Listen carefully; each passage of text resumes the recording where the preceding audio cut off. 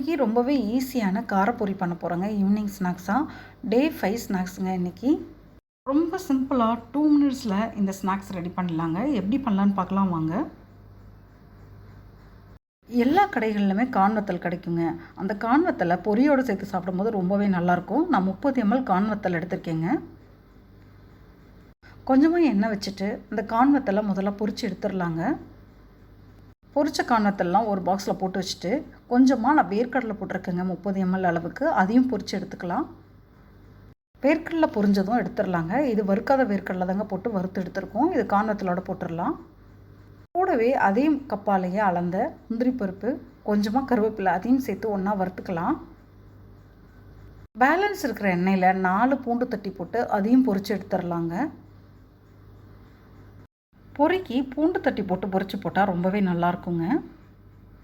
இப்போ அகலமான ஒரு பேன் வச்சுக்கலாங்க. 1 ஸ்பூன் எண்ணெய் விட்டு எண்ணெய் சூடானதும் 3 காஞ்ச வத்தல் போட்டு தாளிச்சிக்கலாம். வத்தல் மிளகா போட்டால் பொரியில் காரம் சேரும்போது ரொம்பவே நல்லாயிருக்குங்க. இந்த வத்தல் மிளகாவை நல்லா வறுத்து எடுத்துக்கலாங்க. கூடவே நான் 1 கப் பொரி எடுத்து வச்சுருக்கேன். அந்த பொரியும் போட்டுக்கலாம். கொஞ்சமாக மஞ்சப்பொடி போட்டுக்கலாங்க. நான் ஒரு 1/4 ஸ்பூன் அளவுக்கு மஞ்சப்பொடி போட்டுக்கிறேன். கூடவே கொஞ்சமாக உப்பும் போட்டுக்கலாம். எல்லாத்தையும் ஒன்று சேர நல்லா மிக்ஸ் பண்ணி விடலாம். பொரி நல்லா சூடேறணுங்க. அப்போ தான் சாப்பிட்றதுக்கு ரொம்ப நல்லாயிருக்கும். கொஞ்சம் நேரம் சூடேற விடலாங்க.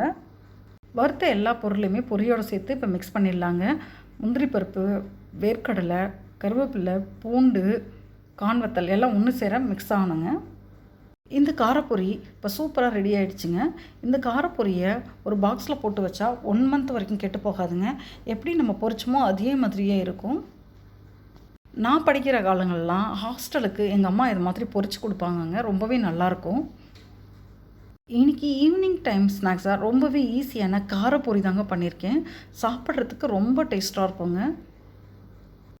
2 மினிட்ஸ் இருந்தால் போதுங்க. சூப்பரான காரப்பொரியை நம்ம ரெடி பண்ணிடலாம். இந்த காரப்பொரியோட இந்த கான்வத்தல், முந்திரி பருப்பு எல்லாத்தையும் ஒன்று சேர சாப்பிடும்போது ரொம்பவே டேஸ்ட்டாக இருக்குங்க.